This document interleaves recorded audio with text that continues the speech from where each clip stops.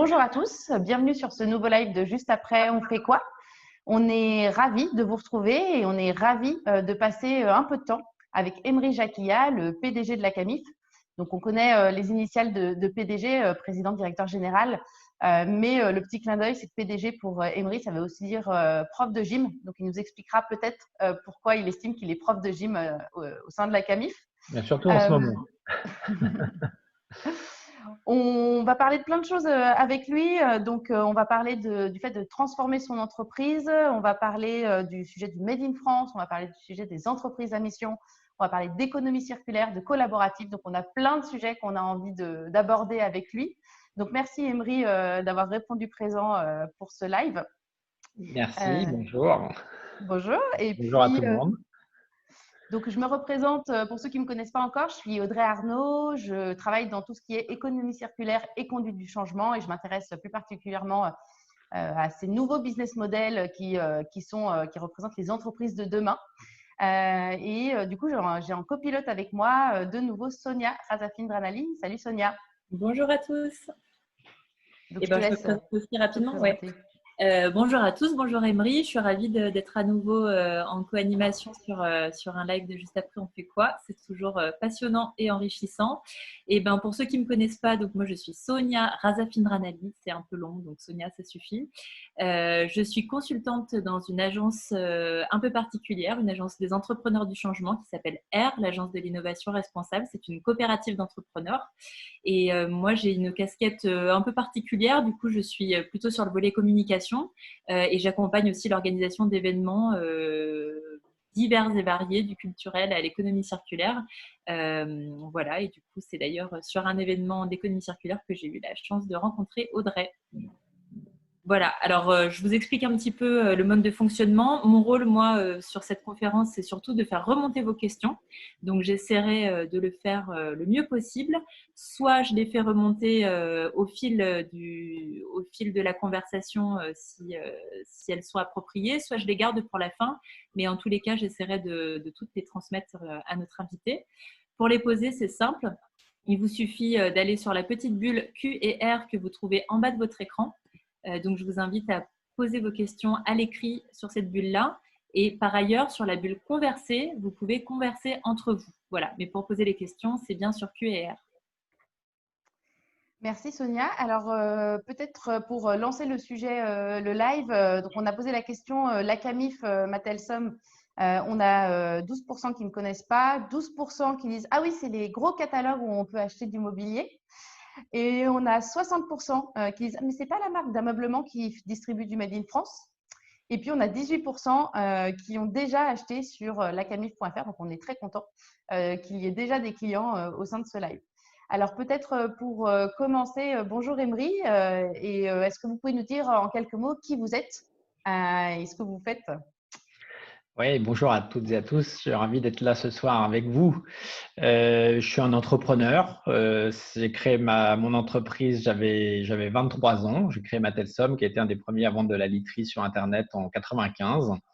Et puis, l'activité s'est développée avec la croissance du e-commerce. Et ma vie d'entrepreneur a pris un tournant particulier vers l'Ouest, puisque il y a 10 ans, j'ai relancé la CAMIF en partant m'installer à Niort et en déménageant mon entreprise, ma famille et tout le monde a suivi là-bas pour cette aventure incroyable pour un entrepreneur. Je pense qu'il y a ça arrive une fois dans sa vie, quoi, de pouvoir se lancer dans un projet comme ça où il a vraiment fallu tout réinventer, puisque la CAMIF, c'était, comme 12% le savent, c'était une coopérative d'achat des adhérents mutuels des instituteurs de France. C'est ça que ça voulait dire la CAMIF. Ça avait été créé en 47 par des instituteurs qui s'étaient regroupés après-guerre pour se rééquiper dans un élan de solidarité.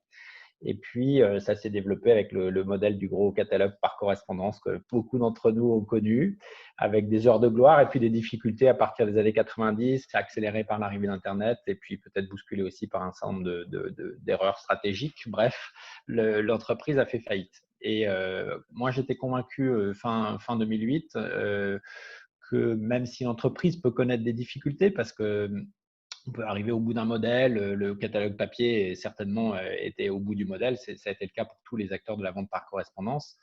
Mais une marque, surtout quand elle a des valeurs fortes, ça ne meurt jamais. Ça reste dans la tête des clients pendant des années. Et donc, j'étais convaincu qu'il y avait quelque chose à faire. Et donc, je voudrais remercier, à chaque fois que je prends la parole, j'essaie de le faire, remercier ma femme qui m'a suivi dans cette aventure folle, puisque voilà, il a fallu quand même la convaincre de partir à Niort.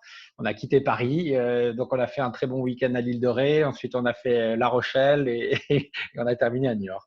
Voilà, mais c'est important de le souligner parce que je pense dans le succès d'un entrepreneur, le rôle du conjoint est déterminant parce que c'est toujours, il y a des périodes quand même assez dures dans l'entrepreneuriat et on en a connu pas mal dans le projet de relance de la Camif. Le premier et la première difficulté qu'on a rencontrée, c'était comment on relance dans un contexte aussi difficile.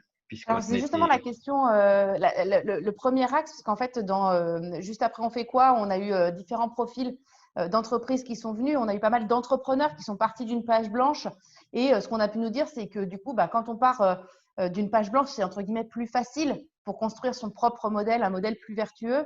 Et finalement, on a eu d'autres modèles d'entreprise comme Interface, par exemple. Et on aura Mustela à venir, qui sont des boîtes qui se sont ou sont en train de se transformer. Et c'est le cas aussi de la Camif. Et c'est ce qui nous intéresse, c'est que du coup, ces lives ont vocation à inspirer des personnes et à leur montrer que c'est possible de faire une partie du chemin alors qu'on est dans une entreprise, j'ai envie de dire, bien classique, bien traditionnelle. Et donc, ce qui nous intéresse, c'est de comprendre déjà peut-être au départ qu'est-ce qui a fait que vous y êtes allé. En plus, vous étiez déjà dans un contexte de crise, parce que finalement, 2008, c'était pas la même crise, mais c'était la crise. Ouais. Donc, qu'est-ce qui vous convainc de récupérer cette marque et quelles sont les premières actions que vous initiez et même quelles sont les réactions que vous avez en interne auprès des salariés qui ne connaissent pas forcément ce vers quoi vous voulez les emmener? Ce qui me convainc en tant qu'entrepreneur, c'est le défi parce que c'est excitant de se dire qu'on peut mettre son énergie et son savoir-faire. Moi, j'ai une bonne connaissance d'Internet, puis je connaissais la Camif parce que c'était des concurrents sérieux. Et j'étais triste de voir cette belle marque qui fait un peu partie des paysages français disparaître. Et je me suis dit, si je peux faire quelque chose et pour redonner du sens à cette entreprise, c'est génial. Après, j'avais fait un peu mon analyse du marché du e-commerce avec l'arrivée d'Amazon, avec l'arrivée de la multiplication des marketplaces. J'étais convaincu aussi que pour réussir sur Internet, il fallait quand même une marque forte, sinon on est très vite en concurrence frontale avec des acteurs qui sont très gros, très puissants et c'est très difficile de trouver des modèles rentables. Et donc là, il y avait cette marque, il y avait cet attachement de millions de clients attachés à la Camif qui a permis de repartir. Mais il a fallu repartir d'une feuille blanche et réinventer le modèle. Et la première difficulté qu'on a eue, c'était comment on convainc des fournisseurs qui avaient perdu de l'argent de revenir, des clients qui avaient perdu de l'argent de revenir, un territoire qui avait perdu des emplois de nous faire confiance. Voilà, et c'était très complexe dans ce contexte-là, en particulier en 2008, parce qu'après la chute de la Camif, il y avait eu celle de Lehman Brothers, entraînée par la chute de la Camif, bien sûr, tout le monde le sait. Et donc la crise financière mondiale qu'on a connue, tout ça, c'est parti de Niort. Hein, voilà. Rassurez-nous, vous allez bien aujourd'hui. Oui, très bien. Bon, tant mieux. Mais en fait, on était dans un contexte aussi où c'était hyper compliqué de trouver des partenaires financiers et des banques pour nous accompagner sur un projet ambitieux. Et si on a réussi, c'est que pendant les 5 mois de construction du projet, moi, je me suis rendu compte que si on voulait réussir, il fallait qu'au cœur du projet, on mette un modèle d'impact positif pour le territoire d'abord à Niort, pour prouver qu'on pouvait y recréer des emplois à travers un projet entrepreneurial ambitieux, pour les fournisseurs. Et donc, toute la réflexion a été comment, à travers le projet de relance de Camif, retrouver un modèle d'impact positif, retrouver du positif pour toutes les parties prenantes qui avaient souffert de la chute. Donc, premier engagement, on déménage à Niort. Bon, c'était objectivement gonflé parce qu'on ne savait pas ce qu'on allait trouver à Niort. On ne savait pas comment allait repartir l'entreprise quand on allait redémarrer le site Internet. Mais pour le territoire, ça a été la condition. Ils ont compris à ce moment-là, quand on a dit, nous, on déménage notre siège social à Niort. Moi, je déménage personnellement, je m'installe là-bas. et on relance, on ouvre un centre de relations clients à Niort dans un contexte où tout le monde allait mettre son centre de relations clients le plus loin possible en délocalisant pour que ça soit le moins cher possible. Nous, on fait l'inverse et on dit on va recréer des emplois. Donc, on a recréé 170 emplois à Niort à travers le centre de relations clients, l'installation de Camif, mais aussi l'ouverture d'un centre de logistique, la mise en place d'une formation e-commerce en alternance. Donc, on a fait beaucoup de choses pour maximiser l'emploi sur le territoire. Et ça nous a permis de faire le projet. Parce que si on n'avait pas fait ça, on n'aurait pas convaincu des banques de nous suivre, parce que pour que les banques nous suivent, il fallait qu'elles soient garanties, et elles ne voulaient pas nous suivre. Et on a obtenu 95% de garantie de nos emprunts bancaires grâce à la garantie de la région, de la communauté d'Aglo Niort et du département. Et donc, sans ce modèle d'impact pour le territoire, il n'y avait juste pas de projet. Et première chose qu'on fait quand on s'installe à Niort, on réouvre le magasin qui était le magasin historique de la Camif, ou alors il y avait régulièrement des clients Camif qui s'arrêtaient à Niort sur le chemin des vacances et qui posaient leur camping-car sur le parking, qui restaient 3 jours. Ils étaient chez eux. Et quand on a annoncé qu'on relançait la Camif, il y a des gens qui venaient sur le parking pour voir, pour nous rencontrer, etc. C'était drôle. Et moi, ce qui m'avait marqué quand j'ai été là-bas, c'est que bon, c'était 100 000 mètres carrés. La Camif, c'était énorme, aux portes de Niort, avec des grands bâtiments un peu staliniens. Quand j'ai visité, c'était un peu terrible, quoi. Il y avait que des bureaux cloisonnés, de la moquette au mur, des portes fermées, des grands couloirs sombres, et puis une grande tour avec en haut de la tour les étages pour la direction et un code pour monter dans l'ascenseur normal. Voilà. Bon. Carrément. L'entreprise qui fait rêver, quoi. Donc, mais bon, très vite, on comprend que évidemment, c'est pas le modèle qu'il faut mettre en place. Donc, j'installe toutes les équipes dans le magasin, dans le grand open space qui fait 5000 mètres carrés. On était une trentaine au début. Et voilà. Et les clients arrivaient là en disant mais qu'est-ce que vous foutez, qu'est-ce que vous faites, qu'est-ce que c'est en train de devenir la Camif. Open space. Et juste pour bien comprendre, parce que si ça avait fait faillite, ça veut dire qu'il n'y avait plus de salariés. Donc, vous êtes reparti de zéro avec du recrutement de salariés historiques. Exactement. Ouais. Okay. Et puis aussi du recrutement de nouveaux salariés et aussi des personnes de Matelsom qui sont venues s'installer à Niort, qui ont suivi. Donc, et puis pour les salariés qui avaient vécu l'avant, c'était excitant de se dire qu'ils allaient pouvoir participer à réinventer leur entreprise, quoi, donc leur marque. Et donc, on s'installe dans ce grand open space, et on a bossé comme des fous en mode projet pendant 12 mois pour remettre sur pied l'informatique, la relation client, la logistique, l'offre avec les fabricants, etc. Mais très vite, j'ai compris que notamment, il y avait à peu près la moitié des effectifs qui étaient des anciens Camif, qu'ils avaient gardé leurs réflexes d'avant, quoi. Et les cloisons, elles n'étaient pas que physiques, elles étaient mentales. C'est-à-dire que, bon, alors, et ça, je sais, ça va être compliqué à bouger. Parce qu'on ne change pas 20 ans d'habitude et de culture d'entreprise. Et malgré l'open space, malgré le pas de cloison, malgré le mode projet, malgré le mode commando dans lequel on était et malgré l'excitation du projet entrepreneurial, il y avait encore les réflexes d'avant. Et souvent, on venait me voir en disant « Mais tu sais, Emery, à la Camif, on faisait comme ça. Hein. » Donc, je dis « Mais arrêtez de me dire comment vous faisiez avant parce qu'on va aller dans le mur à nouveau. Or, ce n'est pas l'objectif. Donc, il faut qu'on réinvente notre façon de faire. » Et j'ai assez vite senti qu'il fallait qu'on transmette une nouvelle culture d'entreprise et qu'on bâtisse une nouvelle culture qui soit ni celle de Matelsom, ni celle de Camif, mais une nouvelle culture d'entreprise. Et au bout d'un an, j'ai décidé qu'on vive ensemble une expérience collective unique.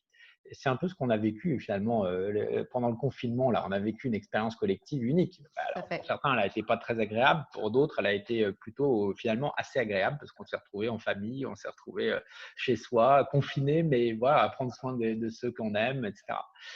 Et moi, je crois beaucoup à la puissance des expériences collectives. Et l'expérience collective qu'on a vécue, c'est qu'on a accueilli une artiste dans l'entreprise en résidence pendant 3 mois. Donc, elle s'appelle Anne-Laure Maison. J'aime bien la citer parce que j'aime bien son travail. Elle a un nom qui est prédestiné pour travailler avec nous et elle travaille sur l'hiver de la maison. Donc, on ne pouvait pas se trouver mieux comme artiste. Et elle a joué le jeu. Donc, elle est venue à Niort s'installer. Elle était au milieu de l'open space avec nous et elle travaillait tous les jours. Elle produisait. On était sa matière première. Et c'était très intéressant parce que tous les jours, il se passait quelque chose dans l'entreprise. Un jour, on arrive, toutes les places de parking étaient taguées avec des noms d'artistes contemporains qu'Anne-Laure aimait bien.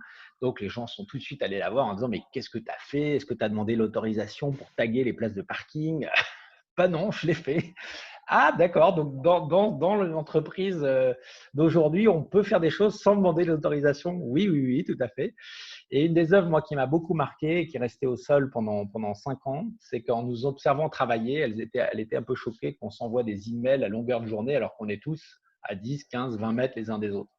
Et donc, elle a eu l'idée géniale, dès qu'elle voyait quelqu'un qui se levait et qui allait parler à quelqu'un d'autre, de matérialiser ça au sol en scotchant une bande rose pour relier les deux bureaux. Et progressivement, l'entreprise s'est comme ça tissée de toutes ces bandes roses pour nous rappeler au quotidien l'importance du vrai échange, du lien. Et pour moi, ça a été une leçon en tant que management, en tant que manager, c'est que la vraie richesse d'une entreprise, c'est cette capacité à créer du lien avec ses collaborateurs, créer du lien avec ses clients, avec ses fournisseurs, avec son territoire. Et la résilience d'une entreprise, et on le voit aujourd'hui à travers la crise qu'on vit, elle est essentiellement liée à la qualité du lien que l'entreprise a su tisser. Parce que qu'est-ce que c'est que l'entreprise à part un projet collectif? Et ce projet collectif, il est nourri par le lien qu'on a entre nous, par le sens qu'on trouve au projet. Et ça a été le deuxième point, c'est pourquoi on relance la CAMIF? Pourquoi faire? Donc, il a fallu, moi je dis souvent, RSE, ça veut dire redonner du sens à l'entreprise.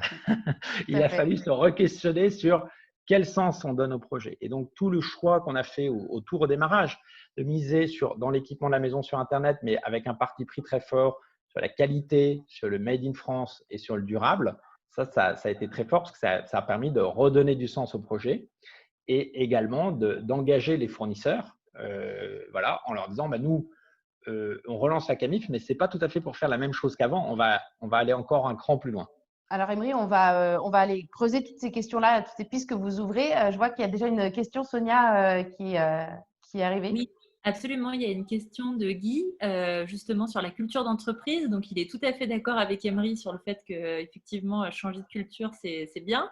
Mais il se demande combien de temps pour changer la culture d'une entreprise et est-ce que ce n'est pas trop difficile et trop long de changer une entreprise à travers sa culture? C'est trop difficile et c'est trop long. Surtout quand on est entrepreneur et qu'on veut aller vite. Ah oui, on est toujours très frustré en tant qu'entrepreneur, mais ça se change et ça prend du temps, mais ça se change et ça passe par des expériences fortes qu'on vit collectivement, ça passe par l'incarnation par le dirigeant, mais aussi par les équipes du projet, des valeurs de l'entreprise et progressivement les choses prennent et puis à un moment donné, on se dit, ça y est, elle est là. Et quand on fait, par exemple, depuis le redémarrage, on fait un point du mardi. Tous les mardis à 14h, on réunit toute l'équipe. Et au démarrage, c'est moi qui animais le point du mardi. Voilà, je me dis, c'est mon rôle, je suis le président, je suis le PDG, voilà, j'anime le point du mardi. Alors, je parlais de l'actualité, de l'activité, et puis je portais le point du mardi toutes les semaines, et puis je voyais que j'étais là, et puis tous les collaborateurs étaient là, à l'autre bout de… Et donc, je me dis, ça ne va pas, il y a un truc qui ne va pas. Au bout d'un an, j'en avais marre, parce que je sentais qu'il n'y avait pas d'adhésion. Alors, j'ai dit à un groupe de travail, je dis, qui est volontaire pour repenser le point du mardi? Parce que je sens qu'il n'y a pas vraiment de… Bon, on a eu un petit groupe d'une dizaine de personnes et puis ils sont revenus au bout de 2 semaines en me disant, Emery, mais en fait, ce n'est pas à toi de présenter le point du mardi, c'est à nous, on va le faire. Ok, très bien. Alors, on l'a fait. Et donc, maintenant, c'est un point du mardi tournant. Donc, depuis 9 ans, hein, c'est comme ça. Chaque semaine, on tire au sort celui qui va animer le point du mardi suivant, ce qui fait qu'il a une semaine pour prendre la parole, préparer sa prise de parole. Et voilà. Et donc, à partir du moment où les collaborateurs se saisissent du projet de l'entreprise et comprennent que voilà, c'est une culture très participative, collaborative et qu'ils la vivent et qu'ils expérimentent ça, les choses, la mayonnaise prend parce qu'il y a aussi beaucoup de répétitions. C'est-à-dire que ça, c'est un rituel. Et une culture d'entreprise, c'est aussi beaucoup de rituels. Hein, le rituel du point du mardi, quand je ne suis pas là, le point du mardi se tient. Voilà, et ça, c'est super. Il y a plein d'autres rituels qu'on a instaurés dans l'entreprise qui ont été instaurés par les équipes elles-mêmes parce qu'elles ont décidé de… Voilà. On fait par exemple nos entretiens annuels. Je ne sais pas si vous en faites, des entretiens annuels. Moi, c'est le truc qui me gonflait le plus parce que voilà, on passe 2 heures, on est dans un bureau avec un questionnaire. Enfin, c'est très formel et ce n'est pas un exercice agréable pour personne en fait. Et donc, on a revisité ça il y a 3 ou 4 ans et maintenant, on fait des balades le long de la Sèvre parce qu'on a la chance d'être à Niort, C'est très beau, Niort. Je vous invite à visiter le Marais Poitevin, qui est une très belle région sauvage et très belle. Donc, on profite du paysage et on se balade. Et donc là, ça change complètement le cadre de l'entretien annuel parce qu'on n'est plus face à face, hein, mais on est côte à côte. Et on n'est pas statique, mais on est en marche. Et on n'est pas dans un bureau, mais on est en pleine nature. Et donc, on se parle beaucoup mieux. On s'écoute beaucoup mieux. Et on a parfois des choses difficiles à dire dans un entretien annuel. Mais voilà. Et toutes ces petites choses-là qui font partie de la culture, qui deviennent en fait des éléments de la culture, bah, finalement, ils font que les gens changent. Alors, on a bien compris du coup que la culture, elle intègre la culture aussi, parce qu'on voit avec les résidences d'artistes et puis voilà l'approche que vous avez par rapport à la nature, etc. Et donc, ce qui marque aussi un des marqueurs, c'est le côté participatif, comme vous l'avez dit. Et du coup, ça m'amène à vous poser les questions de l'entreprise à mission, qui est quelque chose qui vous tient à cœur. La Camif, c'était une des premières entreprises en France. Entreprise à mission, et vous êtes aussi président de la communauté des entreprises à mission. Est-ce que vous pouvez nous en dire un peu plus sur qu'est-ce que c'est que ce mouvement, qu'est-ce que ça vous apporte? Et j'imagine quand on est dans une restructuration et qu'on doit construire un projet, comme vous avez commencé à le dire, la première question, c'est vers où on veut aller, qu'est-ce qu'on veut porter ensemble. Donc, comprendre un petit peu ce chemin-là que vous avez mené. Alors, l'entreprise à mission, d'abord, c'est une entreprise qui met au cœur de son modèle des enjeux sociaux et environnementaux et qui met au même niveau la performance économique et l'impact social et environnemental. Et ma conviction profonde, c'est que les entreprises qui seront les plus performantes économiquement parlant seront celles qui sauront prouver leur utilité pour la société, sur des enjeux de société, pour adresser les enjeux qui sont devant l'humanité, c'est-à-dire des enjeux uniques du dérèglement climatique, de la biodiversité, des inégalités sociales. Et si on veut construire une société durable et qu'on veut transmettre à nos enfants ou à nos petits-enfants un monde vivable, il faut que l'entreprise change. Et l'entreprise est le plus puissant levier de transformation qu'on ait à disposition pour adresser tous ces changements. Qu'est-ce qui a fait qu'on s'est mis en chemin là-dessus? En fait, c'est une réflexion qui est arrivée en 2012-2013, donc au moment où on avait, ça y est, à peu près installé la nouvelle culture de l'entreprise. Ça faisait 3 ans qu'on avait initié le projet, qu'on avait fait la reconquête des clients historiques. Et puis, on s'est dit, mais en fait, ce qu'on a fait, c'est drôlement bien. On a une proposition de valeur qui est intéressante, qui est objectivement très différente de ce qu'on peut trouver dans la distribution. Et ça peut intéresser pas que des instituts à la retraite, mais aussi des clients comme vous et moi. Et il faut qu'on fasse connaître la Camif au-delà de son périmètre de clients historiques. Donc, on a recherché à lever des fonds à ce moment-là, en 2012. Et puis, on a eu beaucoup de mal parce que tous les fonds qu'on voyait nous disaient oui, non, mais le Made in France, on n'y croit pas trop. Qu'est-ce que vous ferez quand vous aurez plus de fabriques en français? Puis d'autres nous disaient oui, vous n'êtes pas encore rentable parce qu'on n'était pas tout à fait rentable. Alors, j'avais beau leur dire, mais vous savez, le point de rentabilité qui nous manque, si on met le centre d'appel à Madagascar, on est rentable. Donc, on sait juste que vous n'avez juste pas compris le projet, quoi, en fait. Donc, et trouver un investisseur et des actionnaires, c'est important, donc il faut prendre son temps. Donc, ça a été le cas pour nous. On a mis 18 mois à peu près pour trouver. Puis, on a fini par trouver un des tout premiers fonds d'impact en France qui s'appelle Citizen Capital, qui est rentré dans notre capital en 2013. Et se pose la question, et ils sont rentrés pourquoi? Pour nous, c'était accélérer pour aller chercher les nouveaux clients. Et aujourd'hui, 3/4 de nos clients sont des nouveaux consommateurs, plus jeunes, résolument en phase avec cette consommation responsable qui est au cœur du projet Camif et qui veulent donner du sens à leur achat, qui veulent tout savoir, d'où ça vient, comment c'est fabriqué, par qui c'est fabriqué. Et c'est ce qu'on propose sur le site de la Camif avec la transparence sur tout ça. Et à ce moment-là, avant d'aller chercher les nouveaux clients, c'est poser la question. En fait, il faut qu'on réfléchisse avant tout à quelle est notre raison d'être, pourquoi on existe, à quoi on sert.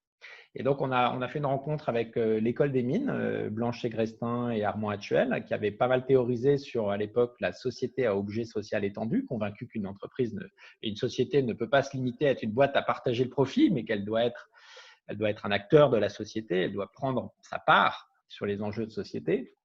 Et du coup, on a commencé un chemin qui est ce chemin de l'entreprise à mission, qui est un chemin qui est long, mais qui est passionnant et qui commence par une question assez existentielle. Pourquoi on est là? À quoi on sert? Et donc, on a commencé on a créé un petit groupe de travail qu'on a appelé la cellulose, la cellule à l'objet social étendu. L'objectif, c'était de faire un petit groupe de réflexion pour définir et bâtir la raison d'être. très vite, on a décidé de faire cette raison d'être de manière collective, donc d'interroger toutes les parties prenantes de l'entreprise. Alors, pour oublier aucune des parties prenantes, on utilise l'acronyme de la CAMIF. Donc, le C, les clients, le A, les actionnaires, le M, le monde qui entoure l'entreprise, donc le territoire, le I, l'intérieur de l'entreprise, les collaborateurs, et le F, les fournisseurs. Et donc, on a interrogé pendant 2 ans et demi des clients, des fournisseurs, pour avoir beaucoup de matière, pour pouvoir finalement, au bout de 2 ans et demi, sortir notre raison d'être. Et c'était très intéressant parce que, évidemment, quand on interroge des fournisseurs, des clients, etc., chacun apporte son regard sur à quoi sert l'entreprise. Et les questions qu'on posait, c'est finalement qu'est-ce qui serait fondamentalement différent si la CAMIF n'existait pas? Qu'est-ce qui serait différent sur le marché si tous les acteurs adoptaient les bonnes pratiques de la CAMIF? Ça pourrait recréer à peu près 20 000 emplois en France, juste dans l'équipement de la maison. On pourrait résoudre pas mal de notre part d'émissions carbone dans notre consommation, parce que sachez-le, sur les 11 tonnes par an et par Français d'émissions de CO2, il y en a la moitié qui sont liées à nos importations. Donc, juste en relocalisant nos achats, on peut presque diviser par 2 notre émission carbone. Donc, il y a beaucoup d'impacts positifs sur des enjeux sociaux, environnementaux dans le projet CAMIF qui ont été perçus par ces parties prenantes. Et donc, notre raison d'être qu'on a formulée au bout de 2 ans et demi, c'est de proposer des produits et des services dans la maison au bénéfice de l'homme et de la planète, et de mobiliser tout notre écosystème pour imaginer les nouveaux modèles de consommation, de production et d'organisation, parce qu'on est convaincu, au fond, qu'on est arrivé au bout d'un modèle, qu'il faut tout réinventer et que l'entreprise est ce puissant levier de transformation de la société. Et qu'on a inscrit cette raison d'être dans nos statuts le 17 novembre 2017. Je m'en souviens parce que c'était une semaine avant le Black Friday, parce que juste à ce moment-là, on a fait une assemblée générale avec les actionnaires et je leur ai dit, maintenant qu'on a dans les statuts une mission qui est de prôner en gros une consommation responsable, on ne peut juste pas faire le Black Friday. Et donc, la première décision que j'ai prise, c'est de faire un renoncement majeur, puisqu'on a fermé le site le jour du Black Friday en 2017, puis on l'a refait en 2018, puis on l'a refait en 2019, pour marquer l'engagement de la CAMIF sur ce territoire, celui de la consommation responsable, pour passer le message que cette surconsommation à outrance, tout ça, ça nous emmène dans le mur et qu'il faut changer à titre personnel. Et on a la chance qu'aujourd'hui, les citoyens ont pris conscience de ça, mais ils sont également consommateurs et ils sont également collaborateurs. Donc, ça, c'est la même personne. Donc, voilà, il faut faire appel à l'intelligence des uns et des autres et à notre capacité de rebond, de réinvention, pour consommer moins, pour consommer mieux. C'est ce qu'on appelle à faire. Donc, cette mission, cette raison d'être, on l'a enrichie d'engagements. On a 5 engagements, dont un qui est par exemple de faire de l'économie circulaire notre standard.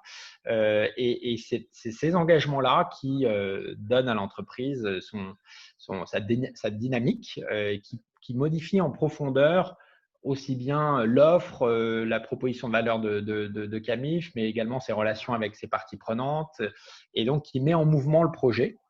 Et puis, la troisième caractéristique de l'entreprise à mission, au-delà d'avoir une raison d'être et des engagements, c'est de pouvoir évaluer régulièrement sa mission. Et donc, c'est le rôle qui est confié à la cellulose chez nous. Donc, il y a un comité de mission, en gros, qui est composé des représentants de parties prenantes. On a souhaité aussi que ce comité de mission soit un nouveau mode de gouvernance dans l'entreprise et qui soit inclusif des parties prenantes de l'entreprise. Donc, concrètement, ils se retrouvent régulièrement et qui vous challengent sur les décisions que vous prenez, les orientations? Exactement, et c'est le rôle, c'est qu'à la fois ils puissent nous challenger en disant là il faut aller plus loin, et nous faire des recommandations. Et puis également son rôle c'est d'évaluer. Enfin, maintenant qu'on a les décrets, parce que la loi Pacte est sortie depuis depuis 1 an, on a les décrets d'application depuis le début d'année. Donc le rôle du comité de mission, c'est de pouvoir évaluer effectivement en quoi l'entreprise répond à ses engagements. Et puis, il y aura également, puisque la loi a décidé comme ça, qu'il y aura des organismes tiers indépendants qui viendront tous les 2 ans auditer la performance au regard de la mission. Alors, en parlant d'évaluation, justement, on avait fait un live avec le label Bicorp qui, du coup, nous ont expliqué leur mode de fonctionnement et on voit que le label Bicorp permet aussi d'être très actionnant, entre guillemets, pour s'améliorer sur tout un tas de sujets. Quel est le lien, du coup, entre l'entreprise à mission et Bicorp? Je sais que vous êtes Bicorp, donc justement, comment tout ça s'intègre là-dedans? Alors, nous, on a choisi ce label B Corp en 2015. On a été parmi les premières entreprises françaises labellisées B Corp. Et on l'a choisi parce qu'on s'est dit, on peut pas revendiquer d'être un modèle d'entreprise différent, un modèle d'impact et ne pas pouvoir prouver ça. Et donc, pour nous, c'était un très bon référentiel parce que c'est un référentiel mondial. Il est présent dans plus d'une cinquantaine de pays. Il adresse à travers 200 questions assez précises sur comment on fait du business, quel choix, c'est des questions très opérationnelles. Quelle est la part de vos fournisseurs dans un rayon de moins de 322 km? Bon, alors c'est 322 parce que ça tombe rond, ça fait 200 miles. C'est quand même fait par des Américains à la base, mais bon. Quelle est votre banque? Et on s'aperçoit qu'à travers les choix au quotidien qu'on fait dans l'entreprise, on peut donner un profil d'impact différent et on peut être plus ou moins contributif selon ces choix-là. Donc, c'est assez intéressant parce que c'est un référentiel qui mesure la performance extra-financière globale de l'entreprise et donc qui permet de mesurer un peu son profil d'impact, on va dire. Et ça, on a choisi ça en 2015. On a été recertifié en 2018. Puis, il faut refaire cette certification tous les 3 ans. Donc, ça oblige à progresser. Et donc, ça, c'est bien parce que c'est un chemin de progrès. Et c'est assez complémentaire avec la démarche qu'on a fait par ailleurs, qui est la démarche d'entreprise à mission, qui est, elle, plus verticale. C'est-à-dire que l'entreprise à mission, chaque entreprise a une mission qui lui est propre, qu'il se définit lui-même. Donc, cette raison d'être. Et puis, on va aller plus loin sur un certain nombre d'indicateurs pour mesurer l'engagement de l'entreprise et plus loin qu'un questionnaire B Corp qui reste général. Par exemple, quand un de nos engagements, on dit c'est dynamiser l'emploi sur les territoires. Et ben, on s'est dit, il faut qu'on prouve ça. Alors, dans B Corp, il y a plein de questions là-dessus, mais ça ne va pas très, très loin. Donc, on a décidé d'aller plus loin en faisant une mesure d'impact sur ce sujet-là, de l'empreinte sociale de la CAMIF. Et on a pu mesurer que pour un emploi à la CAMIF, on a 14 emplois en France qu'on soutient directement par notre activité. Et ça, c'est intéressant parce que, par exemple, une entreprise concurrente qui était un libraire en ligne qui a démarré en même temps que moi en 95 et qui a un peu mal tourné, elles ont un profil d'impact qui est un peu différent. C'est-à-dire pour un emploi créé en France, il y en a 2,2 détruits dans le commerce. Ça fait pas pareil, quoi. Donc, quand on achète à la CAMIF, c'est pas pareil que quand on achète ailleurs. Et ça, c'est important de pouvoir le prouver et le démontrer. Et donc, quand on dit dynamiser l'emploi sur le territoire, c'est notre engagement, eh ben, on sait le prouver. Et donc, la démarche d'entreprise à mission, elle permet à la fois d'avoir, avec la raison d'être, une sorte de boussole. Et elle est très utile, cette boussole, en particulier dans les moments de crise. Et en même temps, des engagements qui lui sont propres, sur lesquels elle va aller plus loin qu'une démarche plus globale, on va dire, une démarche RSE ou une démarche de mesure de l'impact de la performance extra-financière globale de l'entreprise. Donc, les deux sont assez complémentaires et intéressantes parce qu'elles se complètent bien. Parce que c'est bien de se dire qu'on est une entreprise à mission et qu'on fait bien notre boulot sur la mission qu'on s'est définie, mais c'est encore mieux de se dire non seulement on fait bien notre boulot dans la mission qu'on s'est définie, mais en plus, de manière globale, on est bon aussi. Voilà. Alors, on ouvre vers le Made in France, mais du coup, avant de me laisser tenter par ce sujet, pour boucler un peu ce sujet de l'entreprise à mission, quand on parle de mission et de boussole, c'est un peu de comprendre aussi le mode de management. On sait qu'aujourd'hui, on a des personnes qui ont besoin de sens au travail, du coup, le côté participatif peut peut-être plus convenir. Est-ce que cette boussole, ça permet aussi de créer une espèce de cadre dans lequel on sait vers quoi on veut aller et en quoi ça aide à prendre des décisions? Et voilà, un peu quel est peut-être je ne sais pas combien vous avez de salariés aujourd'hui à la CAMIF, mais pour essayer un peu de comprendre aussi comment vous reliez ça avec l'impact peut-être RH au sein de l'entreprise. Alors, ce qui est intéressant, c'est que j'avais fait une conférence l'année dernière à Bordeaux et il y avait un dessinateur pendant la conférence et j'avais dit un truc, puis il avait fait un super dessin après. Il dit quand la mission est claire, elle est claire. Ah oui, quand la mission de l'entreprise elle est claire, enfin elle est très claire, elle est claire chacun dans les décisions parce que qui sont les mieux placés dans l'entreprise pour appliquer au quotidien la mission, c'est les collaborateurs eux-mêmes qui savent le mieux traduire comment, quand on dit proposer des produits et des services dans la maison au bénéfice de l'homme et de la planète, mes chefs de produits ne viennent pas m'interroger de savoir s'ils ont besoin d'aller acheter moins cher en Chine. C'est même pas une question pour eux.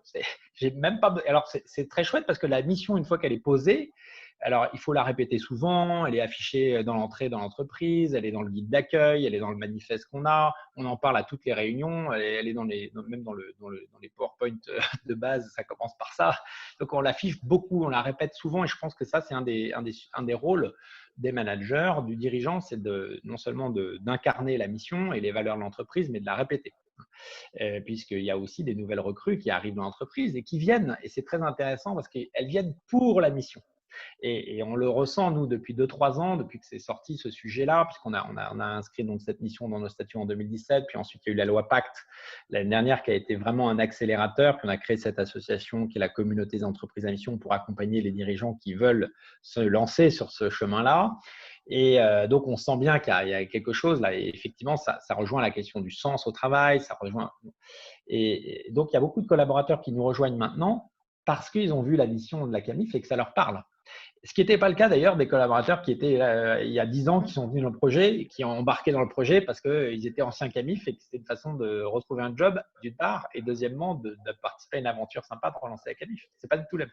Alors, c'est intéressant parce que les plus récents sont plus engagés encore que les plus anciens. Bon, après, il y a de la transmission parce que les récents, voilà, ils organisent des ateliers zéro déchet entre midi et 2 une fois par mois. Enfin voilà, il y a une sorte de d'émulation. D'émulation. Donc, c'est un levier pour moi, c'est à la fois un levier d'engagement parce que ça permet de comprendre pourquoi on est là. C'est un levier de recrutement, donc c'est attirant pour la marque employeur, c'est très positif. Et puis, c'est un levier de progrès dans l'entreprise, c'est un levier d'innovation. Quand on a posé la mission dans les statuts, on avait un budget collaboratif en 2016. On a fait notre premier budget collaboratif. Donc, il y a des collaborateurs qui avaient compris qu'on travaillait sur le sujet de la mission puisqu'ils avaient participé voilà. Et ils ont dit, oui, c'est super. Mais donc, et dans le cadre de l'exercice budgétaire, ils ont sorti un certain nombre de projets totalement innovants pour que la CAMIF apporte des solutions pour répondre à son engagement, par exemple, faire l'économie circulaire de notre standard. Donc, on a référencé sur le site de la CAMIF en 2016 des listes de réparateurs ou de ressourceries pour aller faire recycler. Et voilà, ça on ne l'avait pas. C'est les collaborateurs qui l'ont décidé tout seuls. Pourquoi ? Parce que c'était clair pour eux. C'était la mission de la CAMIF. Voilà. Quand une personne à l'informatique cherche des nouveaux hébergeurs, il sait qu'il n'est même pas la peine d'aller voir Amazon, il n'a pas besoin de me poser la question. Bon, ça ne sera pas, c'est Amazon Web Service. Et ça sera plutôt le plus près possible de Niort. Donc aujourd'hui, on est à Bordeaux. Voilà, donc toutes ces questions-là libèrent beaucoup le management parce que je n'ai pas besoin d'expliquer pourquoi je dois aller là, parce que c'est très clair pour tout le monde. Donc, c'est un bel outil, c'est à la fois un outil stratégique qui permet de construire la vision à long terme de l'entreprise. C'est un outil d'innovation, c'est un outil de management, c'est un outil très puissant. Et c'est pour ça aussi qu'il faut prendre le temps. C'est-à-dire que nous, 2 ans et demi pour sortir les 2 phrases de notre mission, vous allez me dire, on n'est pas très efficace à la CAMIF, mais c'est juste parce qu'il nous semblait clé d'intégrer les parties prenantes, de se nourrir de cette matière et de prendre le temps, parce que chaque mot compte dans la mission, de prendre le temps de bien la rédiger, de bien pouvoir la traduire ensuite en engagement pour qu'elle se décline dans le projet de l'entreprise et dans les plans d'action de l'entreprise. Concrètement, aujourd'hui, du coup, il y a combien de salariés à la CAMIF et je ne sais pas si vous avez le turnover en tête, le taux de rotation des équipes.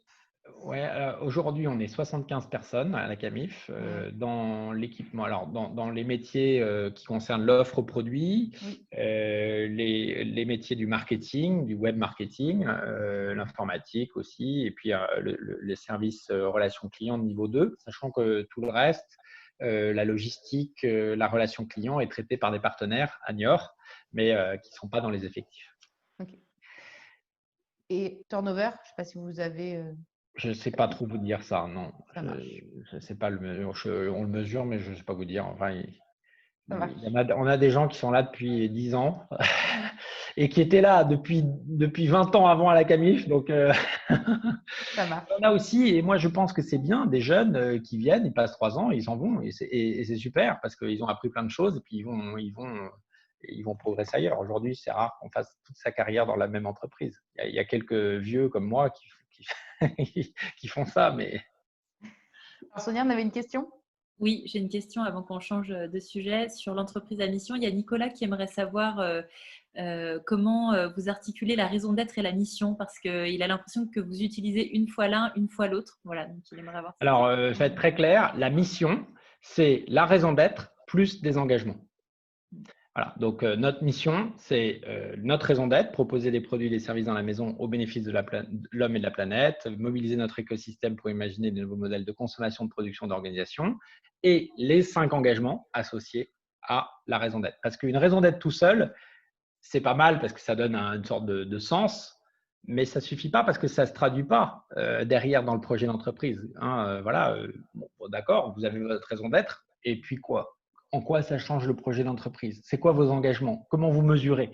Donc, la raison d'être, c'est une première étape, on va dire, mais l'étape indispensable qui suit, c'est traduire cette raison d'être en engagement et dans le projet de l'entreprise. Et donc, la mission, telle qu'elle est définie d'ailleurs dans la loi Pacte, hein, la société à mission, la qualité de société à mission qu'on peut obtenir auprès du greffe du tribunal aujourd'hui, c'est des entreprises qui ont mis dans leur statut à la fois leur raison d'être et des engagements ou des objectifs. Alors justement, dans ces engagements, il y a le Made in France. Donc, comment vous en êtes venu à cette notion de Made in France? On a bien compris qu'il y avait cette notion d'impact positif. Je me dis, en 2009, parler d'impact positif, c'était assez précurseur et visionnaire, j'imagine. Donc, du coup, j'imagine que le Made in France a dû s'imposer un peu de lui-même dans la théorie. Maintenant, dans la pratique, est-ce que vous avez eu facilement des fournisseurs pour du Made in France? Est-ce que ça ne coûte pas plus cher? Voilà, il y a tout un tas de questions sur la mise en œuvre pratico-pratique de ce Made in France. Et qu'est-ce que ça veut dire chez vous déjà le Made in France? Alors, nous, le choix d'orienter l'offre sur la fabrication française, c'était un choix guidé par l'impact qu'on voulait avoir sur les fournisseurs, qui soit le plus positif possible. Et donc, quand on a dit on relance la Camif, on l'a dit aux principaux fournisseurs. Il y avait beaucoup de fabricants français à la Camif et j'étais convaincu que miser sur le Made in France, c'était une façon aussi d'avoir une grande différence par rapport à tous les autres acteurs de la grande distribution qui ont été progressivement, ça ne s'est pas vu, on n'en a pas parlé dans les journaux télé parce qu'en fait, c'est des petites entreprises qui ont fermé. Quand vous avez 50 emplois qui ferment à Châtellerault ou à je ne sais pas où, personne n'en parle. Mais donc, c'était pour nous un moyen d'obtenir l'engagement des fournisseurs qui ont compris qu'on mettrait en valeur leur savoir-faire, leur métier, leurs produits, la qualité, leurs engagements sur l'éco-conception, etc. Et que c'est ça qu'on allait travailler et qu'on n'allait pas chercher toujours moins cher, toujours plus loin. Voilà. On a fait l'inverse de ce que font toute la grande distribution en 2009. Et c'est vrai, vous l'avez dit, en 2009, personne ne parlait de Made in France. C'était même, je peux vous dire, totalement ringard. Ouais. Mais j'ai assumé cette ringarditude. Je ne sais pas comment on dit.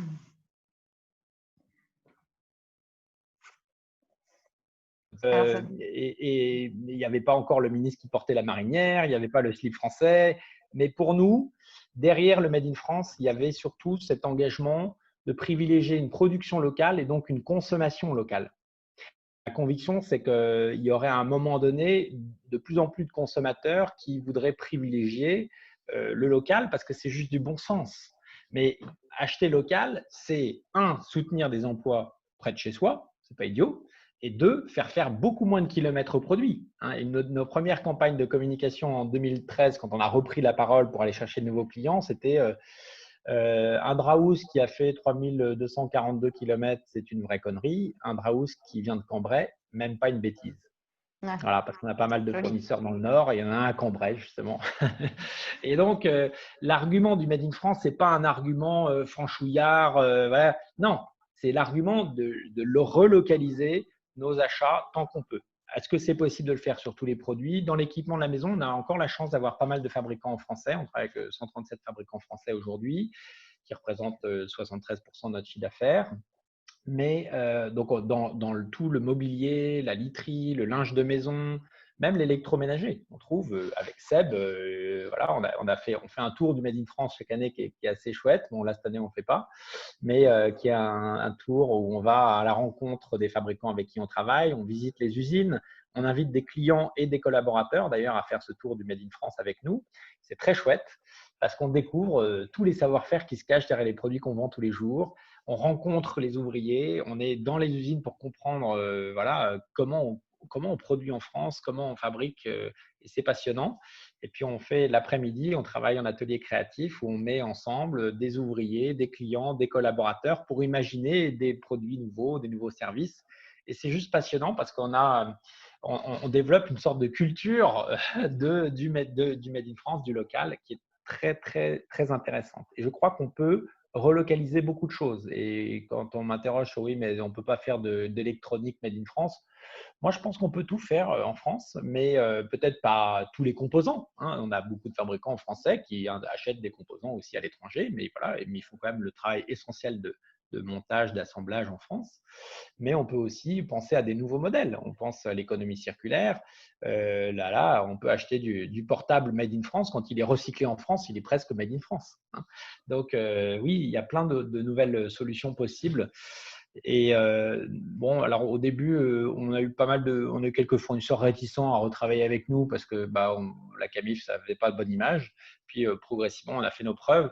Et une des premières innovations qu'on a lancées sur le site de la Camif, c'est la transparence. Donc, ça s'appelait la conso-localisation. Ça permet aux clients de choisir des produits en fonction de critères géographiques. Donc, on peut rechercher par pays, par région, par département, et on peut privilégier du coup un fabricant proche de chez soi.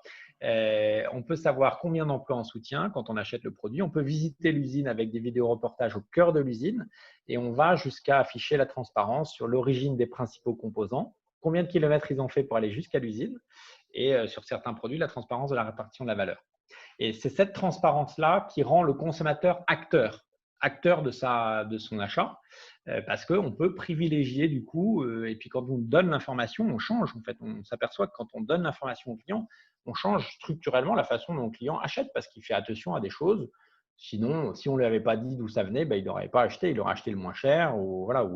Donc, le fait de donner l'information et de la transparence est la clé pour basculer vers davantage d'achats local. Alors, est-ce que le Made in France est plus cher? C'est toujours la question qui vient. Ça dépend. Il y a des produits Made in France qui sont vraiment très accessibles. Ça dépend des produits, ça dépend des industries. Et puis, ça dépend de quoi on parle. C'est-à-dire que moi, quand on fait un lit, un de nos premiers fournisseurs de lits, c'est les Aides du Hameau qui est situé à Pau, qui fait de la réinsertion par le travail de personnes handicapées et qui fait des lits en pain massif. Alors, le pain massif, le bois massif, c'est plus cher que le panneau de particules. Donc oui, on est beaucoup plus cher qu'un lit Ikea, mais ce n'est pas grave. En termes de qualité, par contre, c'est beaucoup mieux. Donc, ça va durer plus longtemps. Donc, il y a la question du prix. Il faut toujours la regarder en regard de la qualité et au regard aussi du vrai coût des prix bas. Parce que c'est quoi le vrai coût des prix bas? On s'en est aperçu pendant la crise. C'est que si tous les médicaments sont fabriqués en Chine, un jour, quand il y a une crise en Chine, vous n'avez plus de médicaments. Donc, le vrai coût des prix bas, c'est un coût social, hein. Dans l'industrie textile, on voit les dégâts que ça peut créer le vrai coût du prix bas, c'est un coût environnemental. Donc, et ça, je pense qu'on en est tous de plus en plus conscients. Et donc, nous, on rencontre beaucoup de clients qui, pendant les tours du Made in France, nous disent « Bah oui, nous, on n'a plus les moyens d'acheter du premier prix parce que ça coûte trop cher, on doit le renouveler tout le temps. » Et puis, en plus, c'est vrai qu'il y a un coût social, environnemental qui est caché. Mais moi, un de mes enseignements pendant le tour du Made in France, c'était en 2015, on était chez Garnier-Thibault dans les Vosges et le fabricant qui fait du tissage, du jacquard français, tout ça, des tissus d'ameublement, du linge de table, etc., nous explique que lui, il est soumis à la concurrence mondiale, hein, des produits d'import du Bangladesh qui arrivent en France, sans aucun droit de douane, sans taxes, voilà. Bon, lui, il doit investir dans l'usine de recyclage de l'eau. Il fait tout en France, le tissage, la teinturerie, la confection. Et il nous dit, bah oui, en plus, savez-vous que quand ils font des draous rouges dans le Bangladesh, les rivières sont rouges, hein, derrière. Mais savez-vous que les 2/3 de la pollution de votre draous, ce n'est pas au moment de la production, c'est quand on passe en premier lavage dans nos machines. Donc, on importe même la pollution en France. C'est juste hallucinant et sans taxe. Voilà. Donc, je crois qu'il y a un enjeu aussi de retrouver de l'équité et de mettre au même niveau. Si on a des règles sociales, on a des normes environnementales, c'est super, mais il faut qu'elles s'appliquent à tous. Parce que sinon, il y a une injustice, en fait. Voilà. Et donc, on se tire une balle dans le pied. Et je crois que c'est quand même le rôle du politique, de l'État, de pouvoir offrir un cadre réglementaire qui permet à tous d'être dans des situations de marché qui sont équitables et qui donnent la chance au Made in France. Alors effectivement, on pourrait parler effectivement du rôle de l'État et des incitations qu'il pourrait avoir avec la TVA ou le crédit d'impôt sur les produits réparés, etc. Peut-être du coup par rapport à tout ce que vous nous avez expliqué, entre le fait qu'il y a eu cette reconstruction de l'histoire, ce travail collaboratif, le fait qu'il y ait des engagements qui amènent à des innovations, ce vrai pari et choix porté par le Made in France. Donc vous nous disiez en 2013, vous avez eu pour projet d'aller chercher des nouveaux clients, de rajeunir un peu l'image de la Camif. Et finalement, quel est l'impact? Vous nous disiez en 2013, vous n'étiez pas encore rentable, mais presque rentable. Est-ce qu'aujourd'hui, vous êtes rentable? Quelle est la dynamique de croissance que vous avez et quel écho vous trouvez aujourd'hui de tous ces engagements auprès de vos clients? Alors, on a fait un gros travail. Donc, jusqu'en 2013, c'était la reconquête des clients historiques et puis il a fallu tout remettre sur pied. Donc, c'était pas compliqué, c'était pas simple. À partir de 2014, on est redevenu rentable. Donc, ça a été la preuve que notre modèle fonctionnait. Et puis, on est arrivé à faire progresser progressivement le nombre de clients nouveaux. Et puis, il y a, à partir de 2017, au moment où on a mis la mission dans les statuts et qu'on a commencé à faire les premiers renoncements aussi, on est redevenu pas rentable, mais c'est pas grave parce qu'on savait pourquoi. Donc, on a fait des renoncements forts. Hein. Quand vous renoncez à faire le Black Friday, forcément, vous renoncez au meilleur jour du e-commerce. Et forcément, à très court terme, c'est pas bon. Et c'est tout l'enjeu de l'entreprise à mission d'ailleurs, c'est que parfois, il y a des injonctions contradictoires. Quand j'ai pris cette décision, je l'ai pris parce que je pensais que c'était cohérent par rapport au projet de l'entreprise, que c'était au cœur de sa mission, mais je savais aussi que pour le compte de résultat, ça ne serait pas très bon en 2017. Mais je savais aussi que pour l'image de la marque, que pour l'engagement de la Camif sur la durée, ça serait très bon. Et d'ailleurs, ça s'est mesuré. Aujourd'hui, la Camif est numéro 1 sur l'engagement au développement durable dans son secteur. Et ça a beaucoup de valeur. Et pendant la crise du Covid, alors que, je pense que beaucoup de distributeurs ont souffert, je ne parle même pas des magasins qui ont été complètement à l'arrêt, mais nous, depuis, on est à 200% de croissance. Donc, oui, il y a et je suis content de ça parce que je suis content de voir que on a peut-être prêché un peu dans le désert pendant des années, mais ça y est, je crois qu'il y a la prise de conscience, elle est là, et le passage à l'acte surtout, c'est ça qui est important, il est là. C'est-à-dire que la crise, elle a eu un effet d'amplificateur et d'accélérateur. Et donc, de cette année, on devrait faire pas loin de 100% de croissance sur l'année. Donc, on peut faire de l'impact social et environnemental et faire de la croissance et de la croissance rentable. Donc, on va revenir à la rentabilité cette année. Donc, c'est le chemin de l'entreprise à mission et le parcours entrepreneur, c'est jamais un long fleuve tranquille. Ce qui est important, c'est que parfois, il faut quand même remonter à la surface pour reprendre un peu de l'oxygène et puis conforter l'entreprise aussi. Mais voilà, mais l'entreprise à mission, ça passe, je crois, aussi par à un moment donné une conviction du dirigeant qu'il faut bouger, il faut changer l'entreprise si on veut la rendre durable, si on veut la rendre viable. Et ça demande du courage parce que parfois, c'est pas facile. Mais les choix sont évidents une fois qu'ils ont été, ça vaut vraiment le coup. Ouais, ça vaut vraiment le coup. Ouais. Et objectivement, c'est chouette pour le projet de l'entreprise, c'est chouette pour les collaborateurs. On en est arrivé à changer de métier progressivement aussi. Par exemple, nos chefs de produits qui, au démarrage, faisaient un travail de sélection de l'offre des fournisseurs avec qui on travaille sur des critères qualitatifs, éco-conception, locale, etc. Aujourd'hui, deviennent des chefs de projet où ils dirigent un projet où on a un designer, un responsable, un fabricant qui est responsable de la fabrication et puis également un expert d'économie circulaire. Voilà. Et donc, là, on sort des collections depuis 3 ans sous la marque Camif Édition, qui est une marque qu'on a créée et qui sont des produits qui sont co-créés et qui sont des produits exclusifs à la Camif, donc qui ne sont pas soumis à la concurrence de toutes les marketplaces, Amazon et compagnie, ce qui permet de créer de la valeur pour l'entreprise, mais créer aussi une valeur sociale et environnementale, parce que dans le projet Camif Édition, il y a des niveaux d'impact positif et des ambitions qui sont très élevées. Voilà. Et donc, on fait des produits en upcycling. Là, on est en train de travailler sur un projet où on est en train de créer une boucle dans notre secteur de la literie pour qu'on puisse faire un matelas entièrement constitué de vieux matelas recyclés.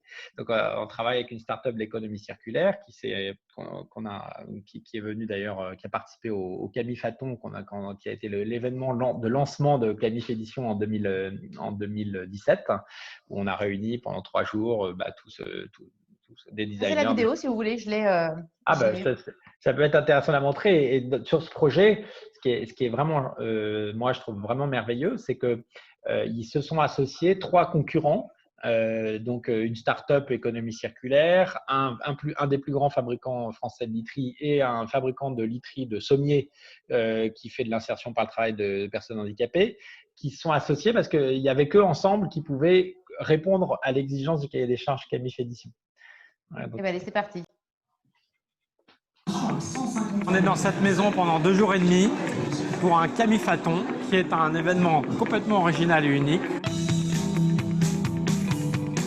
C'est un projet collectif pour imaginer la maison durable de demain. Les consommateurs, les fabricants, les experts et les designers.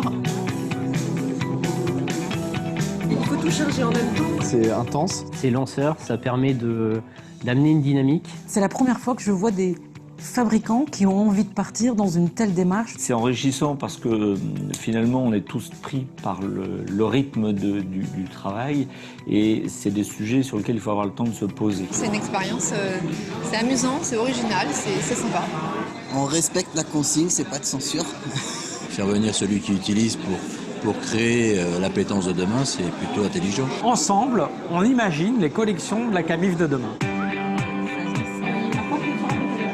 La raison de ma présence aujourd'hui, c'est pour aider les équipes à déployer une méthodologie d'éco-conception qui s'appelle Cradle to Cradle. C'est la possibilité de créer des produits qui sont indéfiniment recyclables.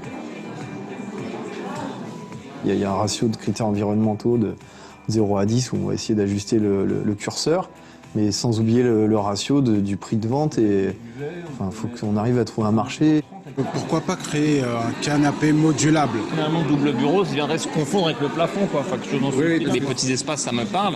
Et aujourd'hui, on est à la recherche, en fait, non pas d'écarter les murs, mais de pouvoir au moins, j'allais dire, dans même une petite surface, pouvoir de mettre le maximum de choses. Ce produit-là, on est NF Environnement depuis une petite dizaine d'années, mais ça évolue. Est-ce que les matériaux que j'utilise aujourd'hui ils sont encore adaptés ou est-ce qu'il y a d'autres matériaux à récupérer?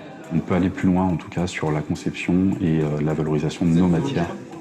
Là, c'est une sélection de matériaux qui répondent au cahier des charges du Camifathon, donc du coup des matériaux qui ont un faible impact environnemental. On a par exemple des panneaux sans formaldéhyde, on va avoir du cuir de champignons. En tant qu'expert sur la qualité d'air intérieur, je trouve plutôt bien de prendre cette initiative et d'essayer d'aller en avant par rapport à de futures réglementations. On n'a pas 100 ans pour changer de modèle. L'appel des 15 000 scientifiques, il dit qu'on a 3 ans pour changer nos modes de consommation et de production si on veut avoir une chance d'échapper au réchauffement climatique. Et donc, ça veut dire qu'il faut qu'on accélère sur cette transition. Tout ce Camifathon a pour objectif au fait de créer les produits pour la future marque de développement durable Camif. On va essayer d'y contribuer en utilisant des matières les plus proches possibles en termes d'appro. On va lancer toute une série de nouveaux produits qui vont véritablement incarner les valeurs de la marque. Elle va être lancée à la fin du premier semestre 2018 avec justement tous les projets qui sont nés pendant ces 3 jours de Camifathon.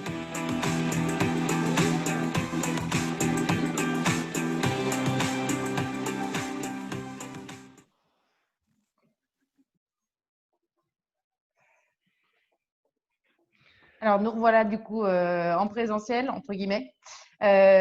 Donc, on voit bien effectivement le poids et la force du collectif et du collaboratif à travers cette édition. Et donc, ça ouvre sur le sujet, effectivement, enfin, on a déjà bien commencé à l'aborder, mais de l'économie circulaire. Pour ceux à qui ça ne parlerait pas, l'économie circulaire, c'est comment on fait en sorte que les ressources qu'on utilise soient exploitées au maximum de leur potentiel et une durée de vie la plus longue possible. Donc, on voit bien, du coup, à travers les différents exemples que vous nous avez donnés, ces sujets de réparation, ces sujets d'utiliser des déchets pour les réintégrer dans des processus de fabrication pour leur redonner une seconde vie. Donc, tout ça, effectivement, c'est des choses qui sont moteurs pour vous.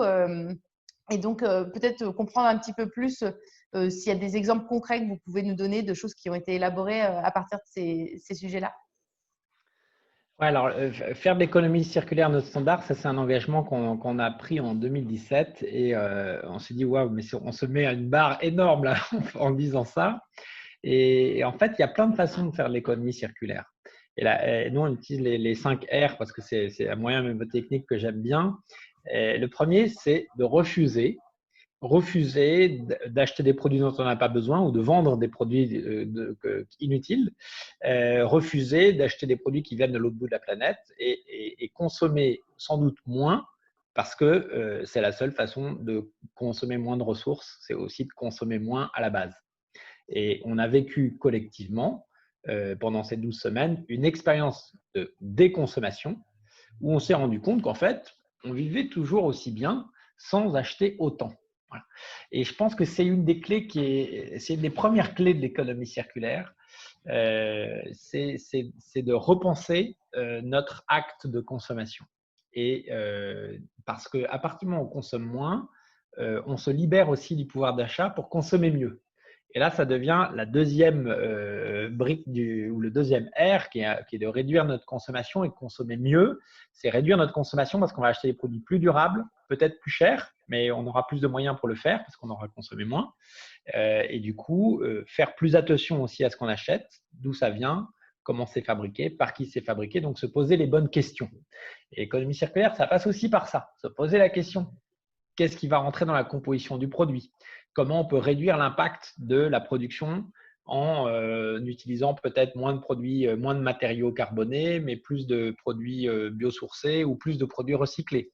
Et donc, c'est ce qu'on a fait pendant ce Camifaton. On avait avec cette matériothèque et ces experts qui étaient là, ils venaient juste apporter à la connaissance des fabricants qu'il existait des ressources parmi des déchets ou parmi… Voilà, et ça, c'est une nouveauté. Donc, on a beaucoup de projets qui sont sortis. Un projet de canapé, on voit Eric de Mousse du Nord là, qui est qui travaille à Neuville-en-Ferrin et qui fait des canapés. On a un canapé Camif Édition qui est sorti avec du tissu entièrement issu de coton recyclé. Voilà, donc c'est une nouvelle façon de faire. Donc, un des engagements et un des renoncements qu'on a aussi par rapport au projet Camif, c'est de sortir tout le coton conventionnel pour qu'on n'ait plus que du coton bio ou du coton recyclé ou d'autres matériaux comme le lin, puisqu'il y a beaucoup de lin en France. On est le premier producteur de lin en France. Ensuite, il y a évidemment le recyclage qui est une des clés de l'économie circulaire. C'est quand on conçoit un produit, il faut le concevoir pour qu'il soit facile à recycler. Donc, il faut penser à sa fin de vie. Non seulement il faut intégrer des composants issus du recyclage, mais il faut penser à sa fin de vie. Penser à sa fin de vie, ça veut dire éviter de coller des matériaux entre eux parce que sinon, ils vont être difficiles à décoller et ça ne va pas être recyclable.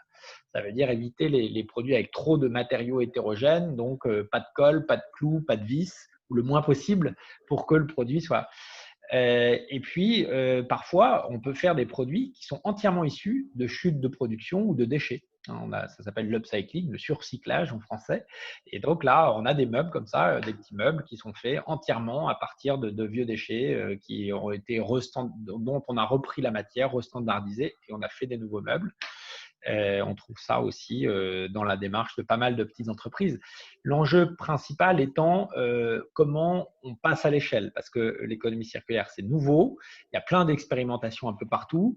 Ce qui est intéressant, c'est que ça se joue au niveau du territoire, parce qu'on ne peut pas utiliser de la ressource qui vient de l'autre bout de la planète, qu'on ne peut pas réparer, si on veut rallonger la durée de vie, c'est la réparation aussi. On ne peut pas réparer à l'autre bout de la planète. Si on a un électroménager qui tombe en panne, on le répare à côté de chez soi. Donc, c'est intéressant parce que c'est une économie qui est locale, nécessairement. Et l'autre chose intéressante dans l'économie circulaire, c'est qu'elle nous invite à repenser nos modèles d'entreprise. Les entreprises qui font de l'économie circulaire, c'est des entreprises collaboratives, c'est des entreprises ouvertes parce qu'elles doivent, et on l'a vu dans ce Camifaton, intégrer des intelligences collectives, faire vivre l'intelligence collective, se nourrir de l'apport des uns et des autres. Et quand vous faites se rencontrer des designers, des fabricants, des experts, des ouvriers, des consommateurs, c'est génial parce que voilà, en fait, on en sort des produits qui répondent, qui sont réalistes, qu'on peut fabriquer, qui répondent à des vrais besoins, qui sont au bon prix. Et c'est ce qu'on a fait lorsqu'on a fait ce Camifaton. On a eu Moi, j'étais surpris parce qu'au bout de 3 jours, on a eu des équipes projets qui se sont constituées avec des designers et des fabricants qui ne se connaissaient pas 3 jours avant et qu'on a accompagnés pendant 6 mois. On a fait le tour du Made in France en 2018, a été fait pour visiter dans les usines des prototypes des produits Camif Édition. On a fait les derniers arbitrages avec des clients pour choisir les couleurs ou même fixer les prix. Bon, il y a des clients qui disent oui, non, mais ça, cette fonctionnalité-là, elle ne m'intéresse pas. Je ne suis pas prêt à payer 50 € de plus pour l'avoir. Donc, on l'a supprimé. Et ça a permis de viser le plus juste possible. On a sorti les premiers produits en 2018 en septembre. Et on a fait notre première campagne de pub télé avec les produits Camif Édition en 2019, en janvier. Voilà. Donc, voilà. Et ça, on réitère ça chaque année parce que l'expérimentation aussi, elle est clé parce que l'économie circulaire, elle a besoin d'être expérimentée. Et donc, on expérimente chaque année et on avance et on progresse chaque année. Alors, je pense que ce sujet du passage à l'échelle, si vous trouvez la solution, il faut absolument la transmettre à une majorité de personnes parce qu'on est avec Sonia actifs sur le territoire de la Savoie. Et effectivement, on a beaucoup de personnes qui sont au stade d'expérimentation. Et il y a un vrai sujet effectivement de passage à l'échelle parce qu'effectivement, par exemple, utiliser un bois qui vient de la palette, ça implique plus de manutention qu'un bois qu'on achète directement avec ses bonnes caractéristiques à la bonne dimension. Donc, c'est, je pense, les prochains défis pour prouver que cette économie est une vraie économie viable et utile pour l'avenir. Du coup, peut-être pour conclure un petit peu sur tous ces sujets-là, vous nous disiez que, alors je ne sais pas si vous l'avez dit dans celui-là ou si je l'ai entendu auparavant, toujours est-il qu'un de vos objectifs, c'est de détrôner IKEA d'ici 2040. Donc, je ne sais pas si c'est une mission, une ambition, un engagement ou un phare qu'on suit au loin. Mais l'idée, c'est de comprendre un petit peu, peut-être aujourd'hui, quelle est votre part de marché et qu'est-ce que… quelle est votre vision pour la suite en fait? Parce que détrôner Ikea, ça montre bien que c'est pas juste marcher dans les pas d'Ikea, c'est qu'il y a un changement culturel qui s'est opéré auprès des consommateurs. Donc voilà, c'est de vous entendre un petit peu là-dessus, ce qui ouvre un peu sur cette question de post-Covid, post-crise. Et on est ravis de savoir que vous êtes à 200% de croissance. En fait, quand j'ai sorti ça, les équipes ont rigolé. Dit Emery est encore tombé sur la tête. Et je leur ai dit très sérieusement que s'ils ne croyaient pas qu'on était capable de faire ça en 2040, il fallait qu'ils quittent l'entreprise. Parce que j'ai de l'ambition pour le projet Camif et je pense que plus on progresse, mieux c'est. Mieux c'est pour l'homme et pour la planète. Donc, on a intérêt à progresser, on a intérêt à prendre des parts de marché sur des modèles qui sont en fin de vie parce que IKEA a été un très beau modèle du XXe siècle. Ils ont tout mis à plat, le meuble. Et je pense qu'il faut inventer cette économie linéaire, elle est arrivée au bout, elle a prouvé qu'on était arrivé au bout. Il faut inventer cette nouvelle économie plus locale, plus circulaire, plus inclusive. C'est le projet qu'on porte. Donc, ma vision, c'est que le projet qu'on porte, ma vision, elle est que le post-crise, il y a 3 choses qui vont être importantes. D'abord, il y a le digital. On a pris de plus en plus d'habitude d'achat en ligne. Là, on fait une visio. Voilà, bon, on n'aurait pas fait ça il y a 6 mois. Donc, maintenant, c'est fait. On continuera. On a beau être déconfiné, on continue à faire des visios. Donc, il y a des habitudes qui sont prises et le digital, probablement une tendance de fond. Mais il ne peut marcher que s'il y a de l'humain derrière. Donc, c'est le deuxième point clé, c'est que les entreprises qui vont réussir, c'est les entreprises qui remettront l'humain au cœur, qui recréeront du lien, voilà, la vraie vie, quoi. Quand on fait notre tour de France, quand on va dans les usines, c'est génial parce qu'on ressent l'importance de ce lien, de valoriser aussi les gens qu'on ne voit pas, qui sont dans les usines ou qui sont dans les entrepôts et qui font qu'en fait le monde fonctionne. Voilà. Et puis, le troisième point clé qui me paraît être clé, c'est le local. Et je crois qu'on a tous relocalisé nos achats. On a acheté des fraises françaises. Et je pense que ces tendances-là, elles sont assez durables. Et les entreprises qui sauront saisir ces tendances-là sont celles qui seront les plus performantes demain. Donc, la bonne nouvelle, c'est que pendant le confinement, on a déjà atteint notre objectif de 2040. Puisque pendant les 8 semaines du confinement où IKEA a été fermé, on les a déjà dépassés. Voilà, donc on a juste eu 20 ans d'avance. Mais au-delà de cette petite plaisanterie, je crois qu'il y a vraiment une envie collective de changer de modèle. On a pris conscience que nos modes de consommation étaient liés au dérèglement qu'on voit sur le climat, sur la biodiversité, et qu'on a tous le pouvoir, on est tous acteurs de changer de modèle, que ce soit le citoyen, le consommateur ou le collaborateur, on peut changer les choses. Et donc, je crois que c'est quelque chose qui est possible. Et si on doit développer la Camif au-delà des frontières, parce que pour l'instant, on n'est qu'en France, on le fera sur ce modèle d'une plateforme digitale au service du local et de l'humain. Donc, on ira référencer des fabricants, des artisans locaux, là où on se développera. Voilà. Et j'y crois. Alors peut-être, avant d'ouvrir sur la phase de questions-réponses, on a une petite question traditionnelle de fin qui est ce fameux « juste après, on fait quoi ?» parce que le mouvement est né du fait de ce confinement. Donc, avec 2 angles d'attaque, juste après, on fait quoi? C'est quoi les conseils que vous voudriez donner aux personnes qui nous écoutent ou qui nous regarderont en replay et qui voudraient changer les choses dans leur entreprise? Et comment est-ce qu'on fait pour aider la Camif dans cette situation particulière, même si du coup, je comprends que vous n'êtes pas dans une passe des plus difficiles. D'abord, on n'est pas dans une passe facile parce que gérer de l'hypercroissance, ce n'est pas facile. Et surtout dans le contexte actuel où on a quand même encore beaucoup de fabricants qui sont soit en train de réouvrir ou qui sont encore un peu fermés et qui ont du mal à relancer leur activité parce qu'on ne relance pas une usine comme on redémarre un moteur. Il faut que l'approvisionnement suive.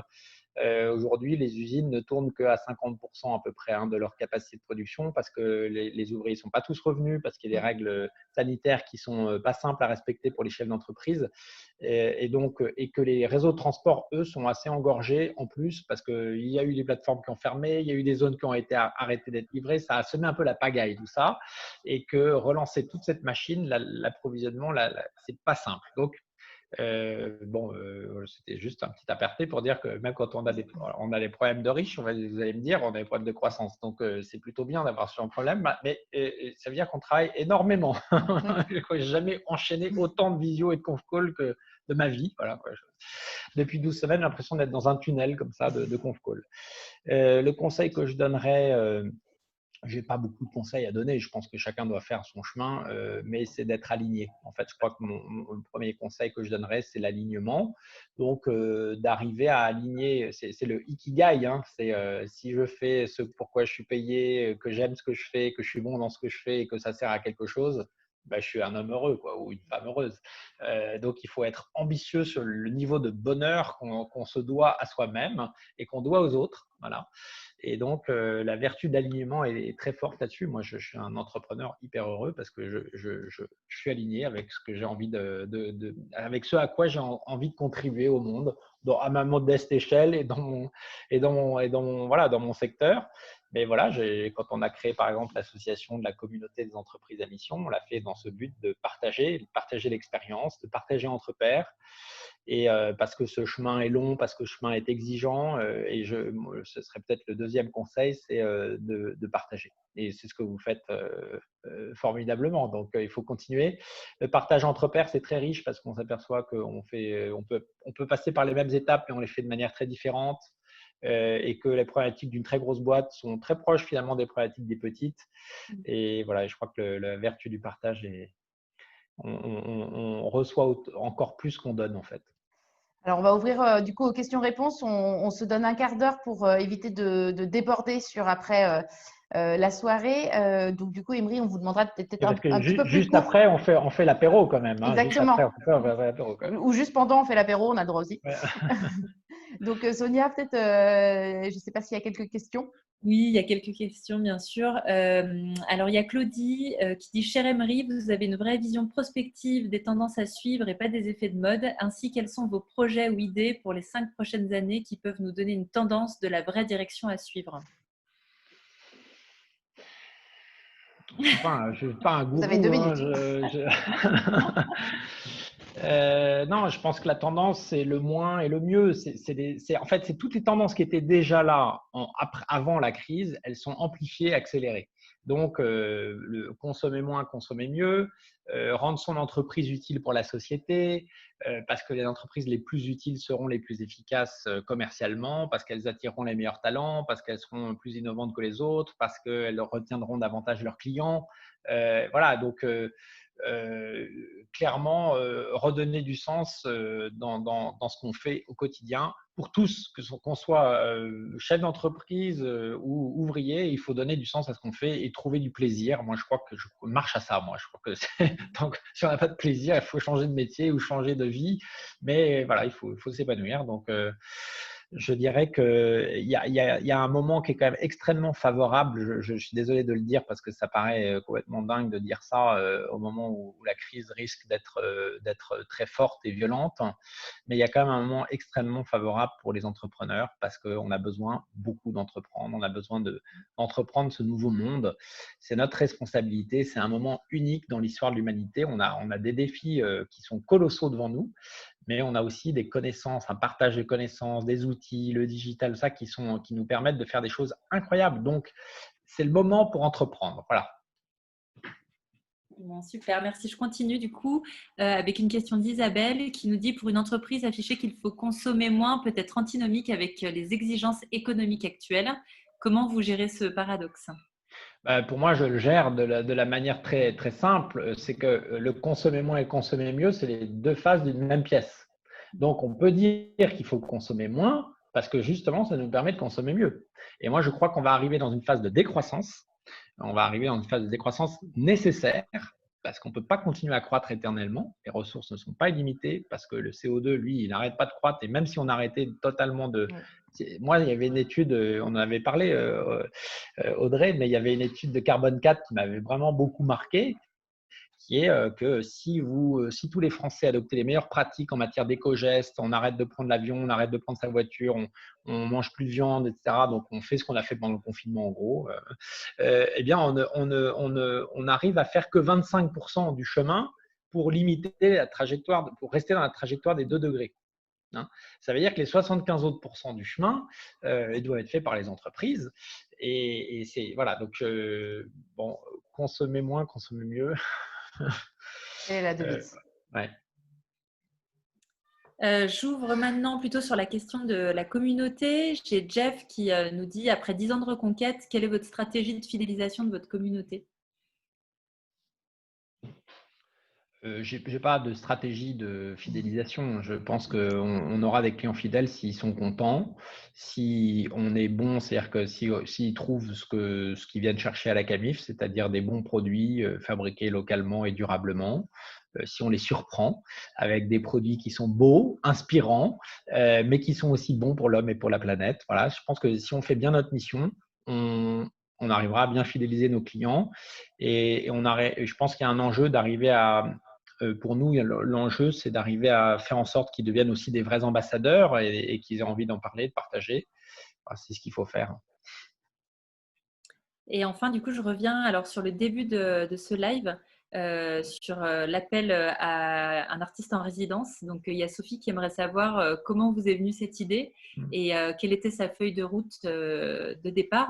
Et puis moi, je la compléterai cette question avec est-ce que cette expérience collective puissante vous a permis justement de mieux définir votre mission d'entreprise voilà, grâce à cette expérience?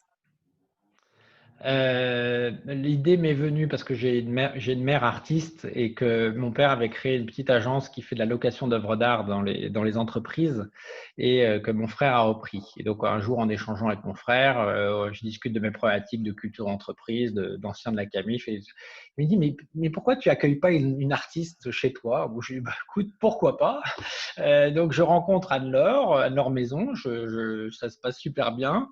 Et je lui dis, écoute, est-ce que tu veux venir voilà, tu viens 3 mois, tu es dans l'open space avec nous. Aucune feuille de route, tu fais ce que tu veux. Voilà. Et c'est pour ça que ça a marché d'ailleurs, parce que l'artiste, on ne lui dit pas ce qu'il faut faire, il est libre, l'artiste. Sinon, il n'est pas artiste. Donc, elle a été libre et elle est venue. Ça a été dur, hein, parce que la première fois où elle est venue, d'abord, personne ne l'attendait. C'est-à-dire que mes collaborateurs, là aussi, m'ont bien fait comprendre que ce n'était pas du tout une bonne idée, qu'ils n'avaient pas le temps de consacrer 1 minute à une artiste, qu'ils étaient sous l'eau sur tous leurs projets. Et donc, bon. Alors, quand elle s'est présentée au Point du Mardi, elle a expliqué bon, qu'elle avait été invitée, que je l'avais invitée à venir passer 3 mois. Donc, et elle a exposé un peu son travail d'artiste. Elle a montré notamment une série qui était intéressante, qui est une série de portraits. Donc, c'est un diptyque. On a une photo d'une personne devant chez elle, devant sa porte, et une photo d'une pièce de sa maison. Et en fait, c'est drôle parce qu'il y a des ressemblances, évidemment. Quelqu'un de tout propre, à l'intérieur, c'est tout nickel. Quelqu'un de dépareillé comme moi, bah, c'est comme derrière, quoi. Et donc, c'est drôle qu'il y ait des ressemblances. Et elle dit, bah, moi, je fais cette série. Ce que je propose, c'est de la poursuivre avec vous, qui est volontaire pour que je vienne demain chez vous pour prendre une photo de vous et une photo de votre intérieur. Et là, grand blanc. Personne n'était volontaire. Alors, bon, on a dit OK. Avec ma femme, on a dit bon, bah, on va s'y coller. Donc, OK, d'accord.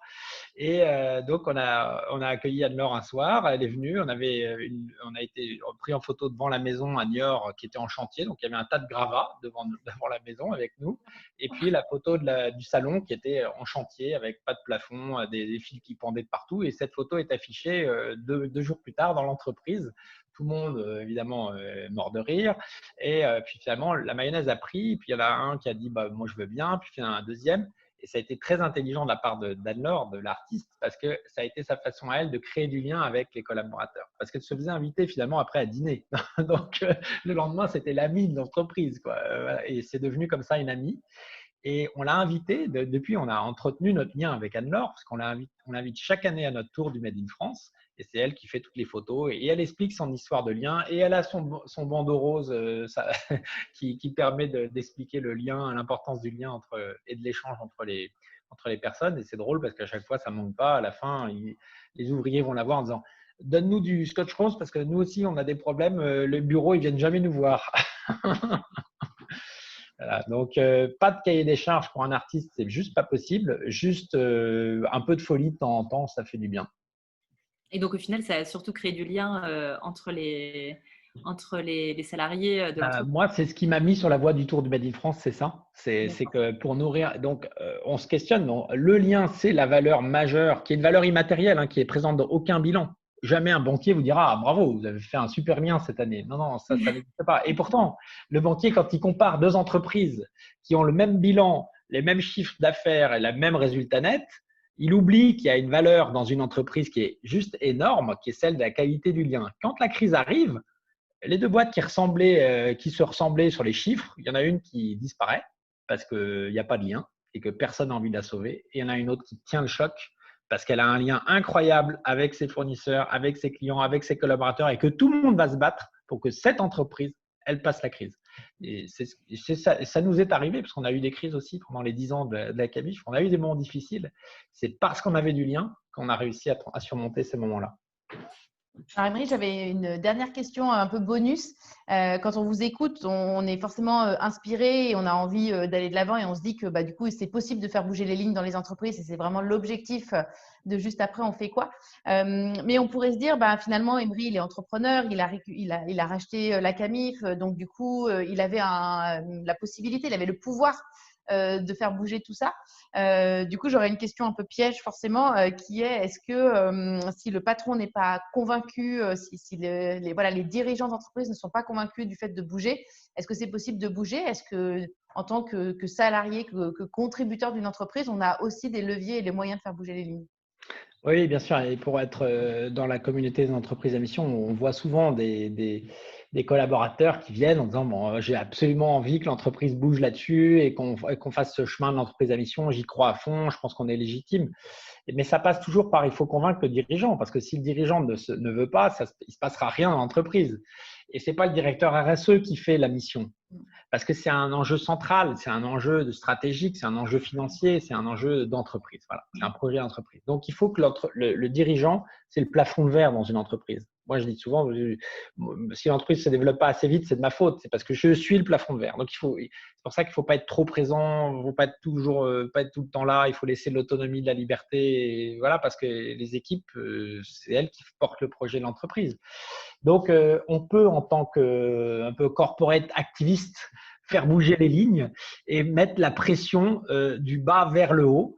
Et on peut faire bouger, même un vieux président, il peut bouger parce qu'à un moment donné, le vieux président, il a des enfants Et les enfants, ils questionnent aussi, hein, les enfants ou les petits-enfants. Dis donc, papy, qu'est-ce que tu fais là avec ton entreprise toute polluante là? Ça va pas.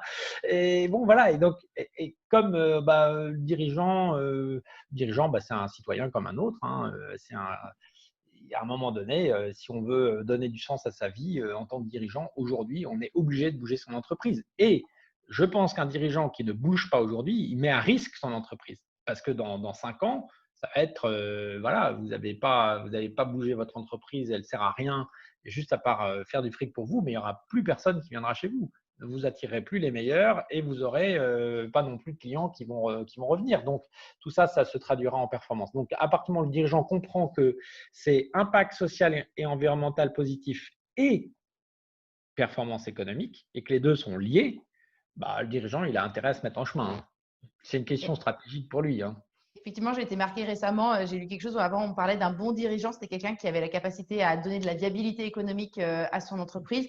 Et j'ai envie de dire, ça c'est peut-être le monde du XXe siècle. Et dans le monde du XXIe siècle, c'est le bon dirigeant, c'est celui qui a la capacité à faire vivre son entreprise tout en préservant la planète et en assurant ça dans un bon état d'esprit pour les personnes qui travaillent sur le sujet.